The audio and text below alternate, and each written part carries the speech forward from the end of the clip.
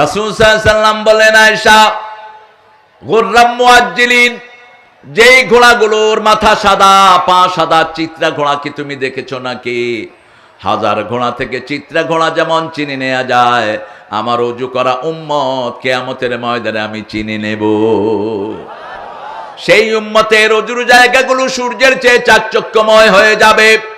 এই উম্মতকে সবাই দেখবে, সবাই এই উম্মতের খবর নিবে। এরা কারা? এত সুন্দর এদের চেহারা, এত সুন্দর হাত পা জ্বলছে, কারা এরা? সমস্ত কিয়ামতের ফেরেশতারা বলবে, এরা হলো উম্মতে মুহাম্মাদি সাল্লাল্লাহু। এদের স্লোগান হলো লা ইলাহা ইল্লাল্লাহু মুহাম্মাদুর রাসূলুল্লাহ সাল্লাল্লাহু। চেয়ারম্যান সাহেব, হায় হায়, আপনার মেহমান আমরা, আপনি দেরিতে আসছেন। আচ্ছা।